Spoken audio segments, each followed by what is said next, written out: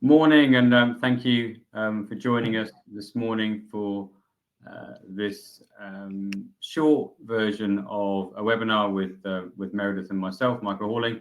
Just going to give it a few minutes while we allow a few more people to come in, and then we'll begin. So please, in the meantime, be aware this is recorded, so we will be sending out the link afterwards. Also, if you have any questions that pop up which you want to have answered, please either put them into the chat, or again, you can ask them near the end. We will schedule to have about a 20-25 minute webinar, and then hopefully be able to close on time. And there'll be a few slides, but let's just give it another minute or so, and then we'll begin.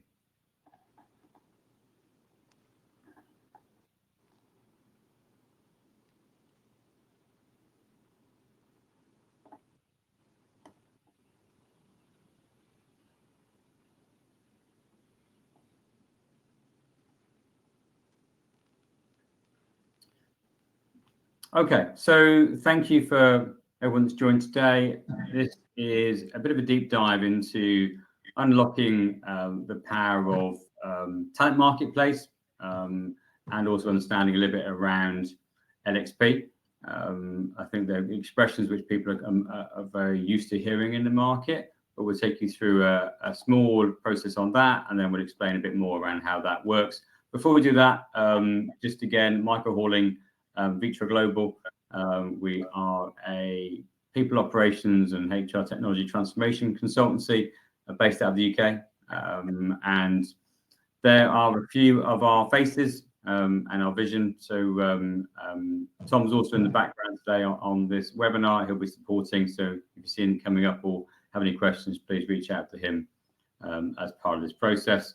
And we work across small, medium enterprise clients, both public sector, private, education, and health. And obviously, great to see some of you here today. Just to flash a few little credentials. So there's an array of clients, but also the fact that we are certified FSQS, JOSCAR, SourceDog, and G-Cloud. So see that as financial services, air defense, and then construction plus government and cyber essentials. So let's get into the main part of this. If we want to just first of all take a little bit of a step back. So we talk about or hear the expression TXP or OMP, talent marketplace, opportunity marketplace. We hear about learning experience platforms, and just wanted to baseline everybody on the call today to talk about what the key points that we would associate under those areas. And then Meredith and I will go into a conversation in a minute.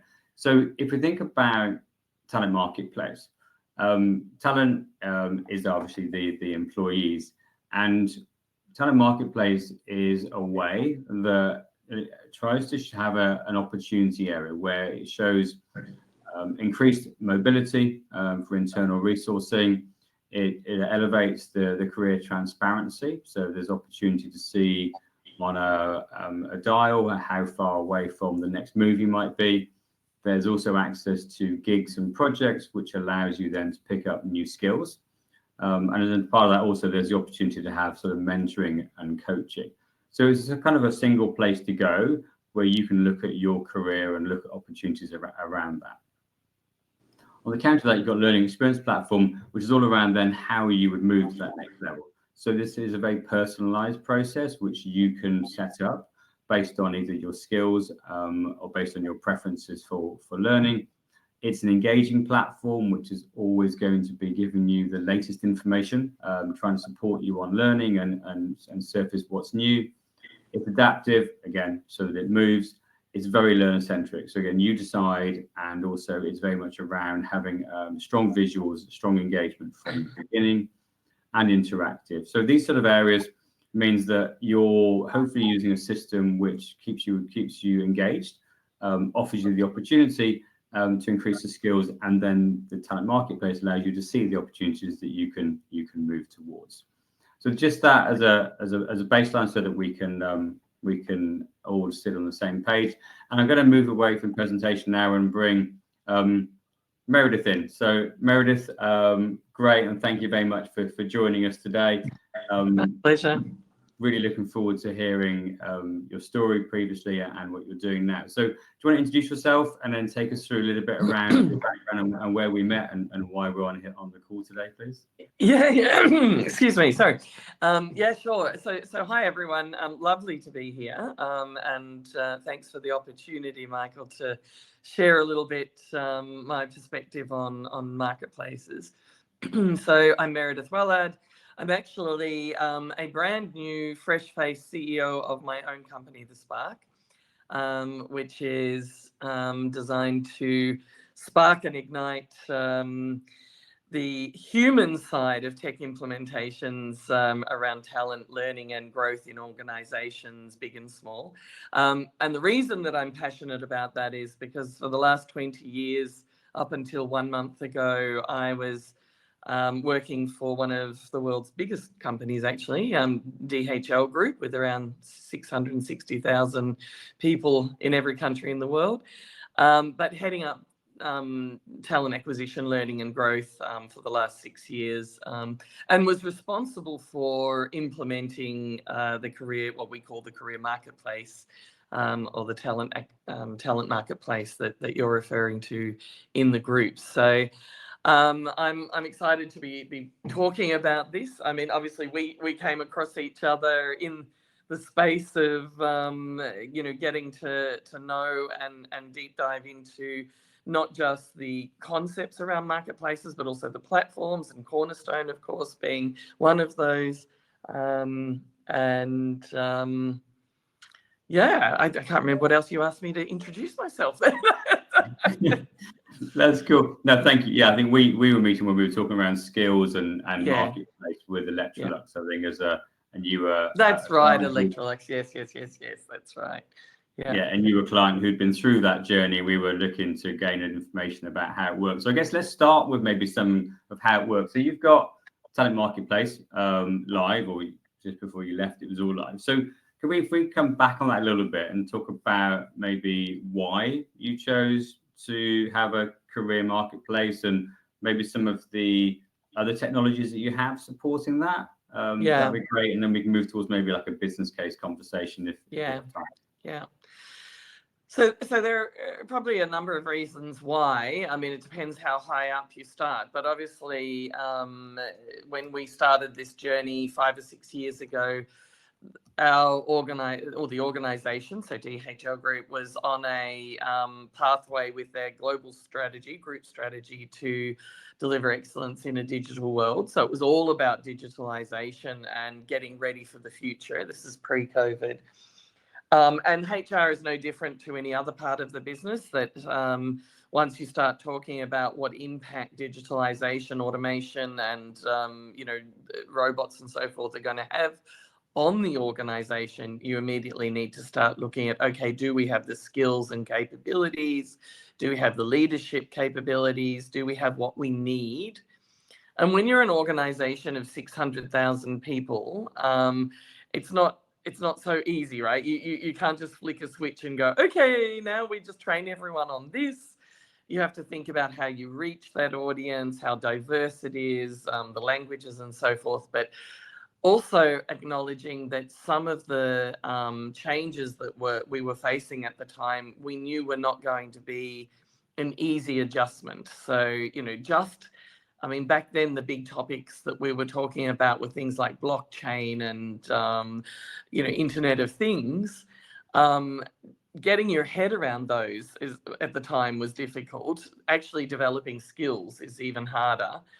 And so in response, we came up with this idea that if we were able to really double down on strengthening our internal market, also in response to the shrinking labour markets and the reduced availability of skills, if we were able to double down on our own people and really focus on what skills they have today, what they might need tomorrow, and how we close that gap, we could create a perfect market for ourselves where the internal candidate is highly desirable when compared to the external. We had numbers that highlighted internal placements were much more successful, performed at a better level, stayed longer than external hires. But we needed something to make it very transparent. Who do we have? Where are they? What skills do they have? What capabilities do they have? How do we also balance out diversity in these topics? And it was just a sort of perfect timing, because at that moment, some of these technologies started to pop up, you know, selling this kind of idea of we can do matching. We can make it clear what skills you have and then match learning and jobs and career paths to those skills. It was quite appealing to us.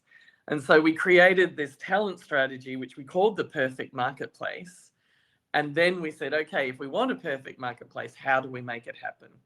And we started talking about, well, if skills are the currency and data is the price of entry, then all we need to do is find a platform that can do that. And there you go. There's a lot more to it than that, but that's where we started. Yeah. And that's interesting, because I think when we met with, we talked about skills originally as part of the original, you say that currency of how we were going to move forwards with Electrolux. So I think you spoke before that the skills profile per individual is quite a small skills profile. Is that how you started, like a pilot system in that way? Yeah, so we actually started, so once we knew that we wanted this perfect market, I was having a conversation with our Comp and Ben head, who had just implemented a global framework for reference jobs. So as you can imagine, we literally have thousands and thousands of jobs in DHL, but they can be sort of distilled down to, you know, around 1,300 reference jobs. And my colleague was very keen to look at, do we have any use cases that would justify us applying skills to those reference jobs? And I was like, hey, yes, actually, we do. And as we got talking, we realized if we could get all of those reference jobs, the sort of handful of top skills that relate to those. So we decided, I think around 20 was the ideal number, maximum number really, of skills that each of those jobs could have. Then it would at least give us an indication of what skills we have in the business against what we may not have. The missing piece, of course, was the self-disclosure. So we don't know what our people say they have skills in. But it was really nice, because it was a moment of perfect alignment where he had a need, I had a need, and the technology existed. We just were learning about it. And when we could bring all of those together, we first, had that sort of first cut of, oh, wow, we each employee in our business immediately had their first handful of skills that they could, that they likely had because they had the job in their profile. And that was, I think the first big step. To get there, though, we had to do a sort of proof of concept on a series of different platforms, because, and I think, our memories are all very short, right? And this was pre-COVID. We were absolutely hyped at the idea that there were things, this thing that you could do using something like machine learning. Imagine something that goes out and passes the external market and looks at what skills are being asked for on job boards and career sites, and then bring those in and then match them to your reference jobs. We were like, wow, that's amazing, better than spending 2.5 years trying to figure out what finance skills we needed, only to find out 2.5 years later that they're not relevant anymore.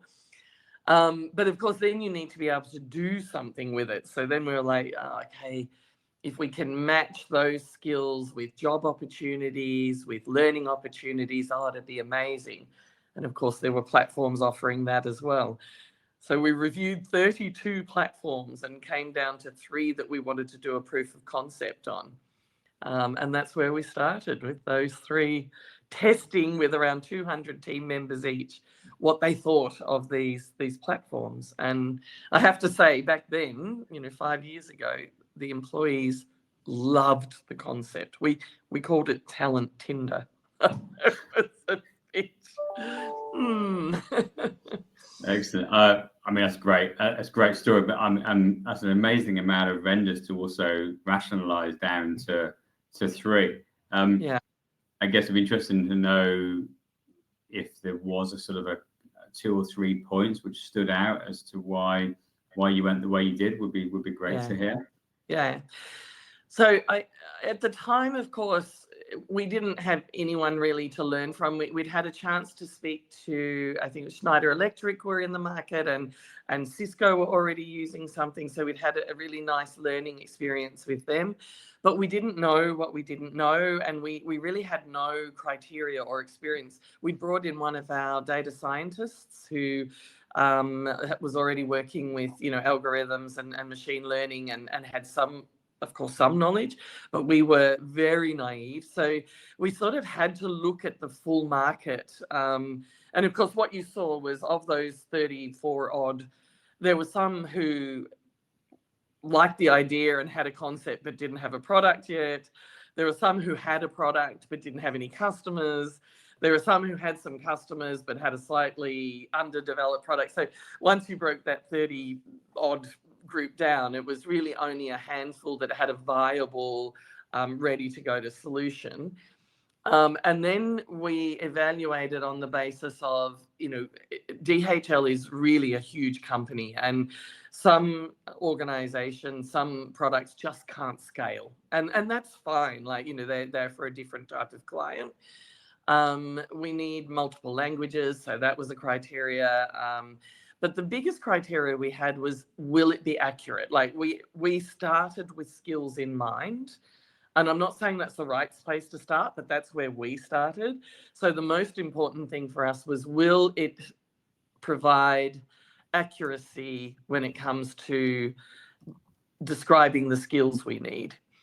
And so when we chose the sort of 3, and then the other piece, which is very important and shouldn't be forgotten, is we're a very or DHL is a very people-centric organization, people first. So the design had to be a user experience that was delightful. Mm-hmm. So, making sure that we didn't put something in front of users which confused them and created anxiety, but was easy to use and easy to understand. So once you sort of distill it down to that, and then the 3 that we selected all came with a slightly different nuance, put them all in there. And then I think in the end, we just found one product was superior in terms of the skills accuracy, and that was the one we ended up going with. But yeah, amazing, brilliant. And I think, let's bring it back then to, I guess, to where you have been in the last sort of 9 months then. So having implemented the solution, having run through your pilots and having it global with, that's a large population. I guess, is it part of it is are all your users using it? So is it all frontline workers and also office workers? So the full estate? Yep. So it's all. There might still be a small handful in one or the other country that's not yet live. But as I walked out the door at the end of October, there was around 500,000 of the population already on the platform. Of course, it's not that you can force people to use a platform, right? And particularly for the large frontline population, there may not be, for all of them, a compelling reason to, if you're a postman and you've been a postman for 20 years, there may not be a compelling reason to go onto a career marketplace. But you might just choose to use the learning section, for example. But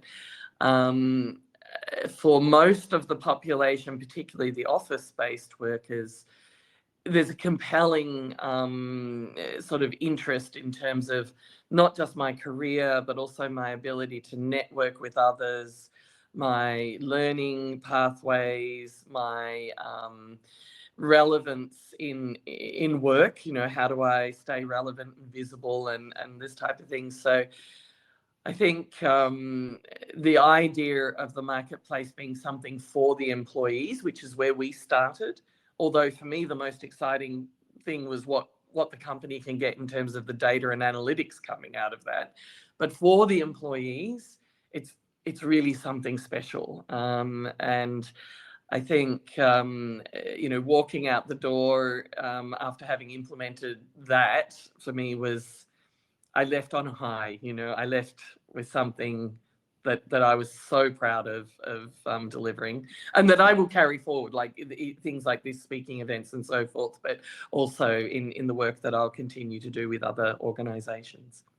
That's amazing. I think just realizing the volume of employees that you're trying to engage with, and again across different disciplines, which means then there's sort of different language.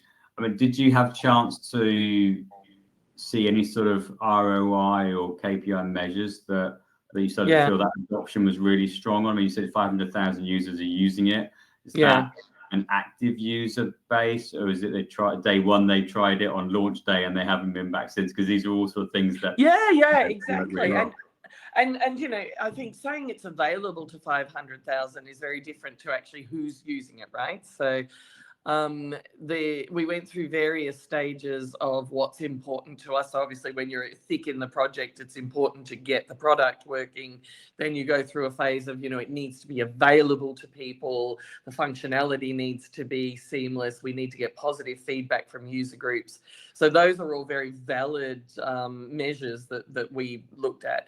The most recent set of measures are these adoption measures. So what we were able to see is, yes, not everyone, particularly not in that frontline workforce, will adopt the product, but a significantly higher number of people were adopting the product than were using our previous existing LMS, for example, even with our mandatory training. So the percentage of active users, being people who are doing something in the platform on a regular basis, was several 100% more than what it was with the static platform.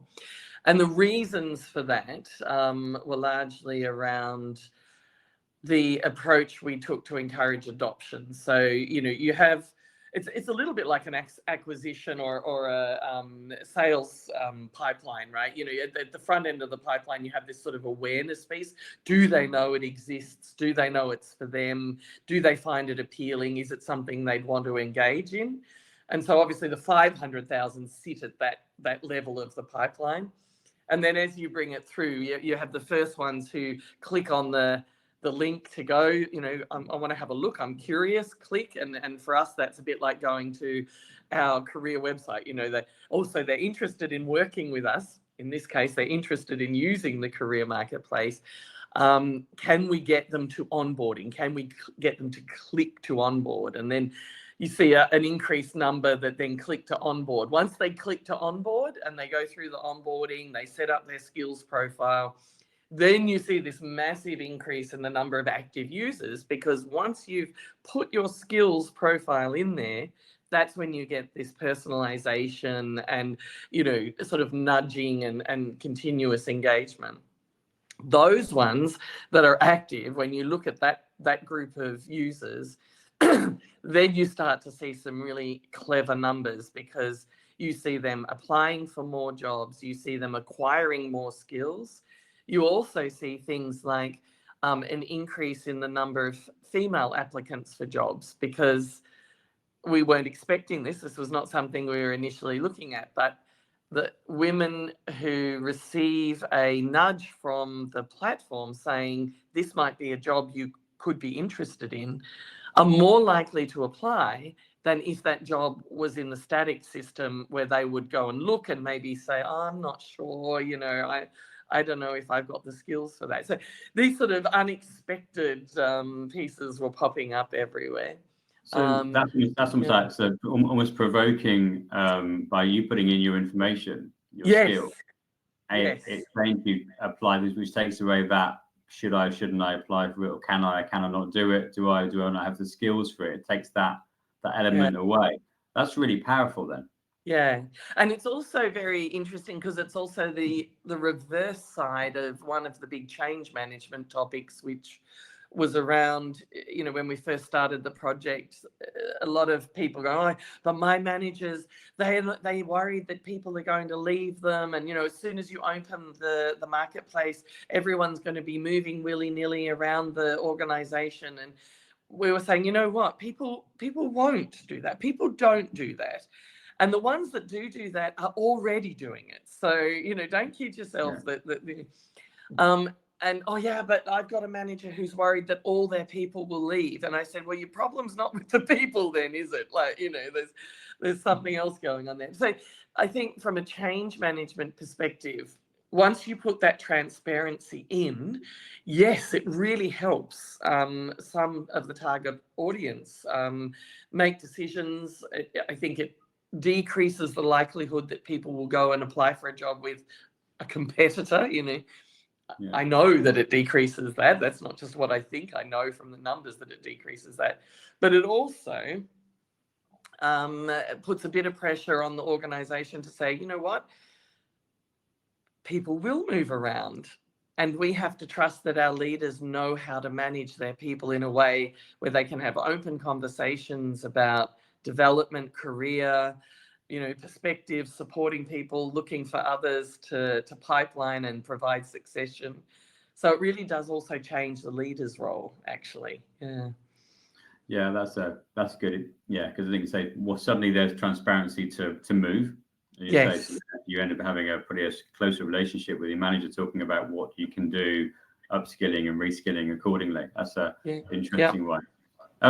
So I'm just going back then. So if we come back to that sort of slide that I first put up earlier on, would you say then, in your experience so far, sort of the enhanced internal mobility and career transparency, would be the two key areas that were delivered under that, along with then, I presume, then the extra engagement in the LMS as well?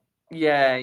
I think for us, and like, I honestly believe that all organizations need to fundamentally understand what they're, and why I started talking about strategy first is I think this has to come off the back of your corporate and then talent strategy, right? For us, because we had a very strong build strategy, we wanted to build from within, that enhanced internal mobility, career transparency, and the learning. Because when you have a build strategy, of course, one of the loud voices is always, oh, yeah, but we need fresh blood, and and say, yeah, no, you really don't. Like, you just need to make sure that your internal candidate is as qualified, if not more qualified, than the external, unless it's something where you can't build it internally. So obviously we are not going to build pilots internally. We have to recruit them from outside. But it enables that clear understanding of where do we make an investment on our talent acquisition external versus where do we invest on our internal targeted learning interventions or initiatives and pipelining. And with that information, everything becomes much faster, more effective, more efficient, and more enjoyable even for the employees, because it feels personalized. I mean, it is personalized. So, it's magic in my mind. Yeah. Well, I think this is why I'm just going to bring up this kind of last slide, I think, because we're close on time, as I thought we might be. Great conversation. I think it's about that empowerment. We talk about, I think this is a particularly strong area for, communicating that what's in it for me, that the skills, awareness, empowering the employees. It is also that mindset and behavioral shift that we're going through, about how letting people sort of guide themselves on a journey with some structure in place around that. I think the adoption, as you say, is key. The more people in it, the data you've got back sounds like it has really interesting insights in that. And then it's back to people like yourselves and us, partnering with the right company, focus in change management. That's why it's in sort of pinky red, and that measurable business case. Let's make sure that when we do this, we do it really well. We communicate it. I think you said it, communicate. That's what you've got to do, and then have the measures in place to go alongside that. That's brilliant. And I really need to move to one more slide, because we are literally on the wire of time. But Meredith, thank you for joining today. Is there one last nugget of gold you'd like to share? I think what I would share is, this will take some effort. It is a big change, and you're part of the change. Set your vision and keep, hard line towards it, because you will get there, and it's worth it. It's absolutely worth it. So, Yeah. Brilliant. Thank you for that. Thank you for joining. I hope the people that listen to this on a recording or listen to it now have enjoyed it. Obviously, our Meredith and my QR code to our LinkedIn is there. Please reach out. We're very happy to share. And yeah, Meredith, thank you very much for supporting today. Great conversation. I'm sure we'll have more in the future. Thanks, Michael. Thanks very much, everyone.